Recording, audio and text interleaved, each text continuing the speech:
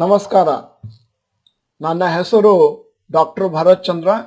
ಮತ್ತೆ ಈ ವಿಡಿಯೋಗಳು ಕನ್ನಡಿಗರ ಸೇವೆಗಾಗಿ ಮತ್ತು ಕನ್ನಡಿಗರು ದೊಡ್ಡ ಮೊತ್ತದ ಹಣವನ್ನು ಕ್ರೋಢೀಕರಣ ಮಾಡಿಕೊಳ್ಳಿಕ್ಕೆ ಆಗಲಿ ಅನ್ನೋ ಉದ್ದೇಶದಿಂದ ನಾನು ನನ್ನ ಸೇವೆಯನ್ನು ಮಾಡ್ತಾ ಇದ್ದೇನೆ. ನೀವು ಈ ವಿಡಿಯೋನ ಇತರ ಕನ್ನಡಿಗರಿಗೆ ಫಾರ್ವರ್ಡ್ ಮಾಡುವುದರಿಂದ ನಿಮ್ಮ ಸೇವೆಯನ್ನು ಮಾಡಬಹುದು. ಇವತ್ತಿನ ವಿಡಿಯೋದ ವಿಚಾರ, ಅತಿ ಜಾಸ್ತಿ ಪ್ರಾಫಿಟ್ ಮಾರ್ಜಿನ್ ಇರುವ 18 ಕಂಪನಿಗಳು. ಸಾಮಾನ್ಯವಾಗಿ ಕಂಪನಿಗಳು ಬಿಸ್ನೆಸ್ ಅನ್ನು ನಡೆಸೋದು, ಜನರಿಗೆ ಗೂಡ್ಸು ಸರ್ವಿಸ್ ಅನ್ನು ಕೊಡೋದು ಯಾಕೆ ಅಂತಂದ್ರೆ ನಮಗೆ ಪ್ರಾಫಿಟ್ ಆಗಲಿ, ಅಂದ್ರೆ ಶೇರ್ ಹೋಲ್ಡರ್ಸಿಗೆ, ಕಂಪನಿಯ ಮಾಲೀಕರಿಗೆ. ಆದರೆ ಹಲವಷ್ಟು ಕಂಪನಿಗಳ ಪ್ರಾಫಿಟ್ ಮಾರ್ಜಿನ್ ಬಹಳ ಕಮ್ಮಿ ಇದೆ. ಇವತ್ತಿನ ದಿನಗಳಲ್ಲಿ ನಾವೇನು ನ್ಯೂ ಏಜ್ ಬಿಸ್ನೆಸ್ ಅಂತ ಕರಿತೇವೆ, ಅವರ ಮುಖ್ಯವಾದ ಧ್ಯೇಯ ಏನು ಅಂತಂದ್ರೆ ಪ್ರಾಫಿಟ್ ಮಾಡೋದಲ್ಲ, ಜಾಸ್ತಿ ಜನರನ್ನು ತಲುಪೋದು ಮತ್ತೆ ಕಂಪನಿಯ ವ್ಯಾಲ್ಯೂಯೇಷನ್ ಅನ್ನು ಜಾಸ್ತಿ ಮಾಡಿ ಅದನ್ನು ಮುಂದೆ ಮಾರಿಕೊಳ್ಳುವುದು. ನೆಟ್ ಪ್ರಾಫಿಟ್ ರೇಷಿಯೋ ಅಂತಂದ್ರೆ ನೆಟ್ ಪ್ರಾಫಿಟ್ ಅನ್ನ ನೆಟ್ ಸೇಲ್ಸ್ ನಲ್ಲಿ ಭಾಗಿಸೋದು ಇಂಟು 100. ಇದನ್ನ ನಾವು ಎಲ್ಲಾ ಷೇರುಗಳಿಗೆ ಕ್ಯಾಲ್ಕುಲೇಷನ್ ಮಾಡ್ಬೇಕಂತ ಏನೂ ಇಲ್ಲ, ಯಾಕಂದ್ರೆ ವೆಬ್ಸೈಟ್ ಅಲ್ಲಿ ರೆಡಿಮೇಡ್ ಆಗಿ ಈ ಫಿಗರ್ಗಳು ಎಲ್ಲಾ ಕಂಪನಿದು ಸಿಗುತ್ತೆ. ದೀರ್ಘಾವಧಿಯಲ್ಲಿ ಪ್ರಾಫಿಟೇಬಲ್ ಮತ್ತು ಗ್ರೋಯಿಂಗ್ ಕಂಪನಿಗಳು ಶೇರ್ ಹೋಲ್ಡರ್ಸ್ಗೆ ಒಳ್ಳೆಯ ಲಾಭವನ್ನು ಕೊಡ್ತವೆ compare to loss making companies. ಇವತ್ತು ನಾವು ಒಂದು ಪಟ್ಟಿಯನ್ನು ತಯಾರು ಮಾಡಿದ್ದೇವೆ. 60,000 ಕೋಟಿಗಿಂತ ಜಾಸ್ತಿ ಮಾರ್ಕೆಟ್ ಕ್ಯಾಪ್ ಇರುವಂತಹ ಕಂಪನಿಗಳಲ್ಲಿ ಯಾವುದರಲ್ಲಿ ಹೈಯೆಸ್ಟ್ ನೆಟ್ ಪ್ರಾಫಿಟ್ ಮಾರ್ಜಿನ್ ಇದೆ. ಮೊದಲನೇದ್ದು Hindustan zinc, 34% net profit margin ಇದೆ, ಬಹಳ ಒಳ್ಳೆಯ profit.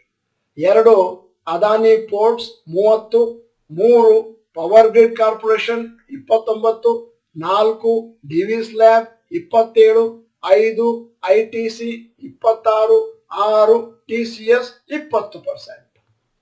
7ನೇ company Bajaj finance 20, HDFC bank 20, Infosys 19, Eicher motors 18, Adani total gas 18, Kotak Mahindra bank 17, Godrej consumer 17, Dabur 16, Bajaj auto 16, HUL 16, HCL technologies 16, HDFC 16.